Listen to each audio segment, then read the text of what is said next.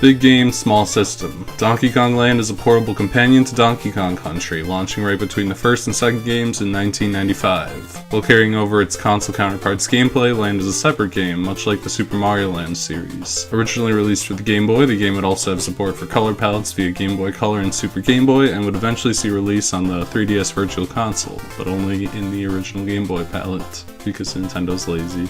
The game's story is only mentioned in the game's instructions. Unimpressed that Donkey Kong got the banana hoard back in Country because of its fancy graphics, Cranky has Rool again steal the banana hoard in an attempt to prove that Donkey Kong couldn't have done it on a lesser console. This story isn't referenced in-game at all, and the game simply ends on a generic congratulations message. It's a pretty funny setup, but I'm not going to bother commenting on it further since it doesn't actually appear in the game. The core gameplay from Donkey Kong Country carries over, but has generally been slowed down to accommodate Land's smaller screen real estate. Players can use Donkey Kong or Diddy Kong, who play nearly identically, although Donkey can kill larger enemies and Diddy might be a hair faster while climbing and doing some other things. Needless to say, it's usually preferable to be playing as Donkey Kong, just because he has an easier time taking care of a few obstacles. Their only two available actions are jumping, which they can do to defeat enemies and cross gaps, or rolling, which gives them a temporary speed boost and can be held to run. The roll can defeat most enemies. The jump is very generous, allowing the Kongs to jump out of roll even in midair to greatly extend their jump distance or make corrective jumps out of a fall. At any time, the player can switch between the available Kongs, losing one when they're hit and losing a life when both Kongs are gone.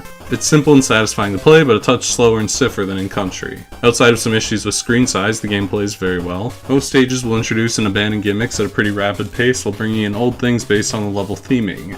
Most stages have bonus areas that give lives and other collectibles, most notably the Kong coins. Collecting all four enables the player to save after clearing the level. This will likely mean a lot of playing the first level to save as the player needs, in case of missed Kong coins in later levels. Technically impressive doesn't even begin to describe this thing. Backgrounds are way too detailed if anything, given how dense it all is, while the Kongs seem to be directly pulled from Country, downscaled a bit. The game looks fantastic, at least in Game Boy Color mode. In its original palette, everything is a cluttered nightmare since there's only two colors, white and black. And I suppose it'd be even worse playing it on the DMG Game Boy, where it'd be gross yellow and gross dark green. On the Super Game Boy, it's a little bit better. They use very generic palettes for the Super Game Boy thing. I assume it was a late edition because it was one of the first Super Game Boy compatible Game Boy games. So most levels just kind of color everything a flat color that's associated with the level theme, like the jungle levels are green. Game Boy Color mode looks generally great. The Kongs have different colors from the backgrounds, and all the backgrounds have 2 or 3 colors that are meshed together, so it's actually fairly easy to see what's going on. Platforms can blend into the backgrounds a bit too much sometimes, but it's generally fantastic looking despite the occasional visibility issues.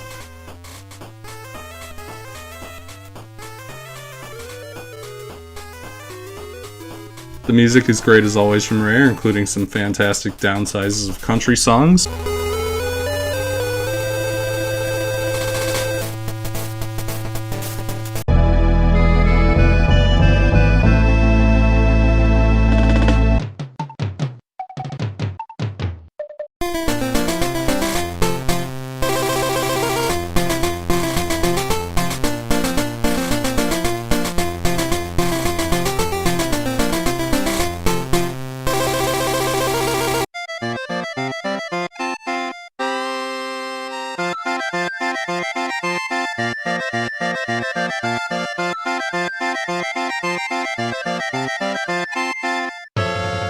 Plus the final boss theme that I'll play some of later. If nothing else, this game excels at presentation, sometimes to a fault. My only real complaint is that the HUD is a bit light. There's no banana counter except when grabbing a banana, and there's no indicator for the other Kong being available. The only thing that's on the HUD is a simple indicator for remaining lives. Donkey Kong Land is divided into 4 worlds, each of which has 8 to 10 levels, and some of which have branching paths. World 1 is Gangplank, Galley, and Ahoy, a world that mixes the jungle, ship, and snow themes. Like Country, the world map reflects the journey and hints at the upcoming themes of the level. Also, alongside the level names, the world names aren't actually listed in-game, they're found in the manual, so that's where they come from if you're wondering. Jungle Jaunt is a level anyone save paranoid will get very used to, being the easiest by far. The music is a tiny version of the amazing DK Isle swing that captures the original perfectly. The hidden areas and items are all obvious, so it slowly introduces the game's most basic enemies and challenges and ramps up over time. There's almost no pits and a slow escalation of danger as critters and slippas who just patrol an area are introduced. They're the most basic enemies in the game and appear in nearly every level.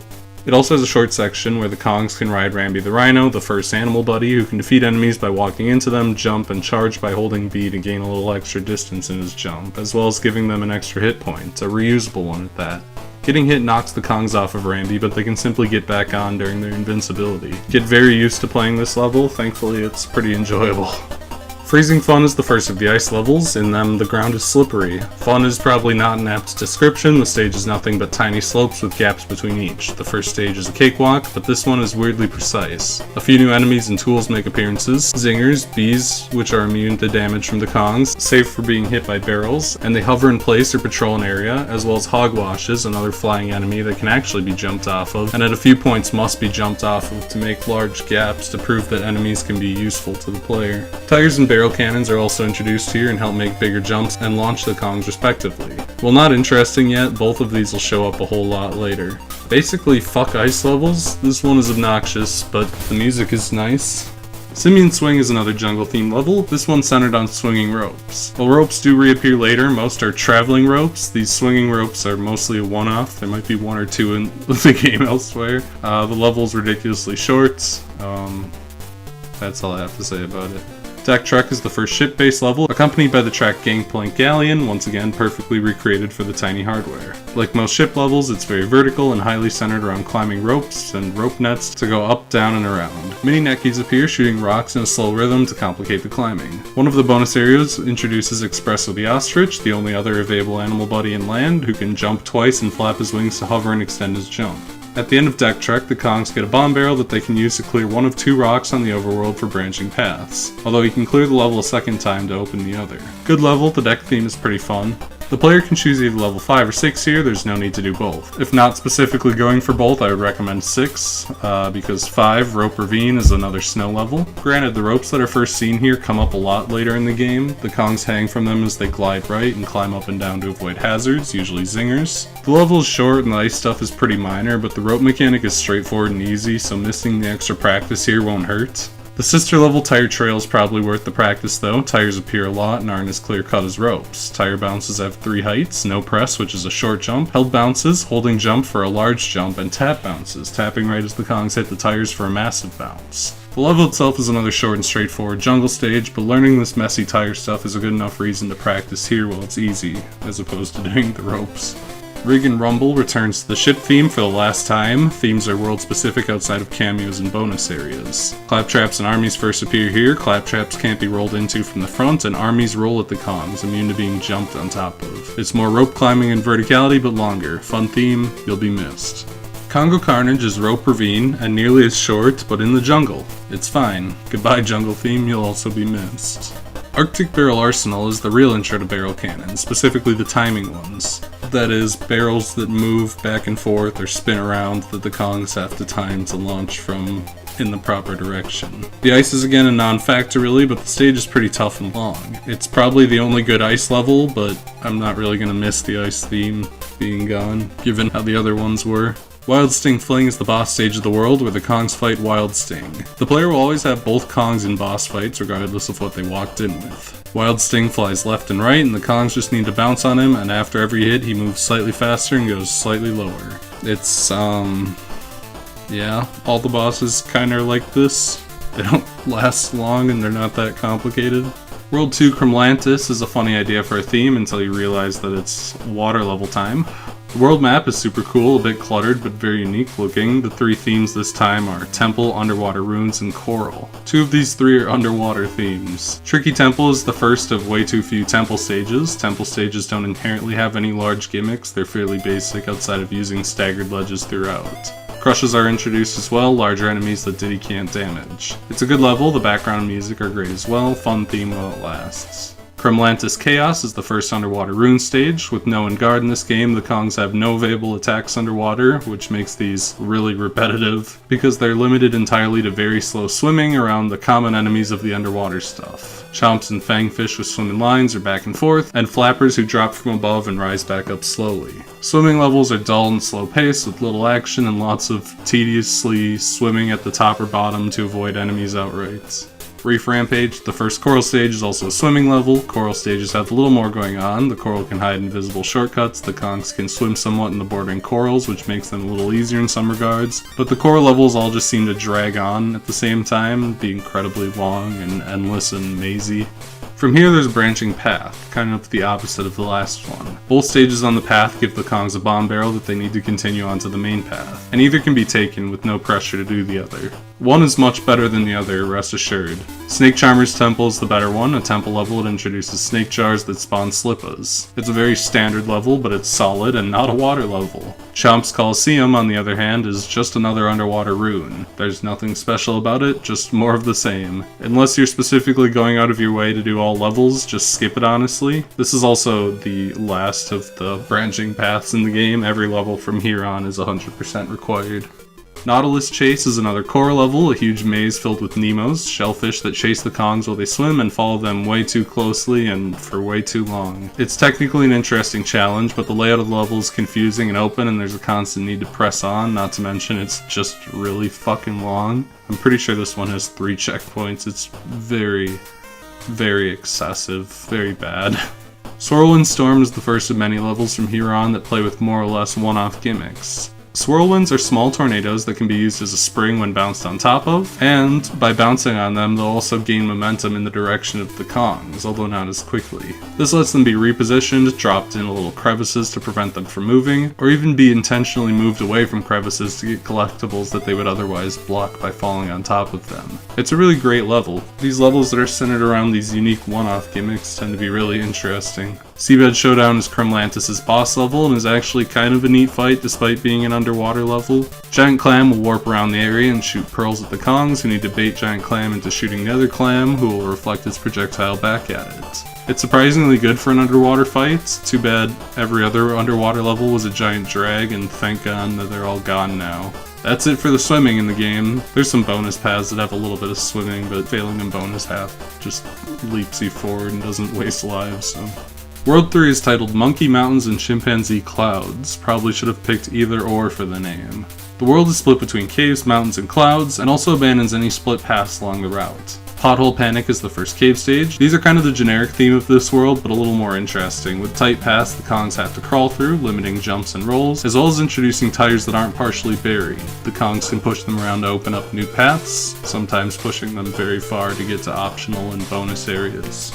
It's another really fun level theme, one that I really enjoy, and one that will not be seen very much. Mountain Mayhem is the first mountain-themed level. Like the ships, it's highly vertical, and has a small gimmick of falling rocks being present basically everywhere. Rambi reappears here as well, although there's nothing particularly interesting done with him. He's able to knock the rocks out of the way, and he's able to give you a few extra hits, but he doesn't do a lot.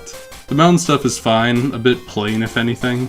The cloud levels are all mean, horrible, and gimmicky. Track Attack centers on slowly moving platforms that roll along a track while the Kongs stand on them. Almost every challenge in this stage is the platform slowly rolling into zingers that the Kongs need to jump around and back onto the tiny platform. It's really tedious to be stuck on this little thing. It's difficult and frustrating and just Spiky Tire Trail is a really great level. The main thing here, despite the cave theming, is mincers, spinning spiky invincible enemies that create a series of unique timing challenges based around jumping around them.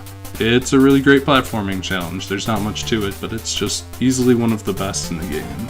Sky High Caper is a really terrible level. The gimmick of the stage is a platform that moves along an abstract dotted background and rotates between up, left, down, and then right in that order every time it hits a wall or is jumped on.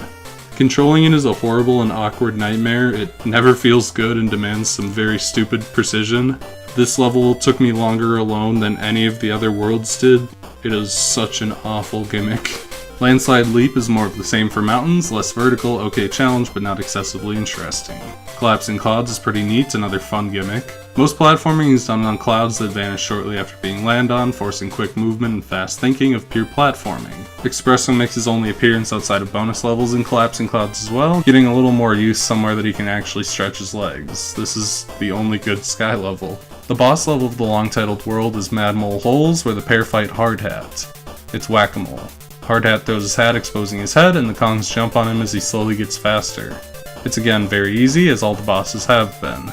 There's almost an interesting idea here, but there's no challenge to it. It's just kind of like jumping the second he pops up, because by the time you land, he'll have thrown his hat, and Finally, Big Ape City, which is a really cool theme. I love the switch from jungles to cities throughout the game. The three themes of the world are skyscraper, blimp, and construction site. First is Construction Site Flight, a stage that isn't in the construction site theme, instead the skyscraper, and seems to have been mislabeled and had its name switched in the manual of a later level. Instead, this stage's gimmick is balloons that inflate and deflate over time, rising and falling as they do. This stage is really exhausting, the camera never seems to work, and the balloons try to force jumps when they're tiny and hard to hit. I don't know if I'd go so far as to call it bad, but it's certainly one of the weaker levels in the game. Kong Crazy is a crazy person idea and I love it. The stage has 4 sets of Kong letters, the first 3 sets of which the Kongs must collect in order to feed them to these weird little button things to turn them into platforms. It's an insanely creative idea and a neat little mix-up to the challenge by forcing the Kongs to actually explore and find the letters to progress for people who haven't been doing that. Balloon Barrage is the name of a construction site stage, safe to say it's not supposed to be named for this. The stage is fairly plain, it has a mixture of everything, but it's some really nice and simple platforming. Fast Barrel Blast is nothing but fast-moving barrel cannon timing. It's not awful, but not my favorite playstyle either. It's a little too finicky and precise, especially given that there's just like missing a button press is just instant death and start over. Skyscraper Caper introduces spinning ropes that either drag the Kongs up or down and challenges them to jump between them while swerving between zingers and avoiding falling off the bottom. Passable gimmick. Button Barrel Blast is a neat level gimmick, but it comes a little too late in the game probably. The buttons adjust the angles of the barrels, and it's just as simple as pointing them in the correct direction, which is usually very apparent where you're supposed to go, and then hopping in. It's a pretty fun gimmick, but compared to the other barrel level in this world, it's very easy and probably should have come earlier in the game somewhere. Oil Drum Slum is the final and longest platforming level. Despite its length, it doesn't feel unfair, just tough. Its primary gimmicks are oil drums. Some don't burn at all, some always burn, and some switch between. There's timing and speed needed to get past, often with roll jumps. It's a really good final challenge to end the game on. K. Rool's Kingdom is the final stage, where the Kongs face off against King K. Rool. K. Rool is essentially a more advanced version of Hard Hat. He throws his crown, then sprints to the other side of the screen to get it. The Kongs can take this opportunity to hit him. After a few hits, he starts diving at the Kongs, which can be easily dodged by walking back and forth towards him. Then he returns to throwing his crown, getting slightly faster as he goes. It's a good enough fight, more complex than any of the other bosses. After K. Rool goes down, the game says congratulations and ends. Donkey Kong Land does not have much of a fan base anymore. It did spawn 2 sequels, both of which seem to have been reasonably popular, as well as this game being reasonably popular, but the game has mostly been forgotten. It's pretty easy to understand why something that's just like a lesser version of something that's popular would kind of get pushed off to the wayside. That said, Donkey Kong Land is a nice game. It's not nearly as good as Country, but as far as it goes for crushing Country down to a tiny handheld, it's pretty amazing. Technically impressive, amazing music, and if it was like 15% faster, it'd probably feel exactly the same as the console. It's amazing that the game runs as well as it does considering how it looks. Usually minor issues with visual clarity aside, it's simply just a good game. If you're interested in technically impressive games, you'll love Land, and even if not, it's just simple fun. More Donkey Kong for people who love the Country games. It's not perfect, but it's just kinda nice. You know, it's okay, it's decent, it's good. I don't really have a lot more to say about it. It's a very solidly put together game on a system that somehow holds it together way better than it should be able to.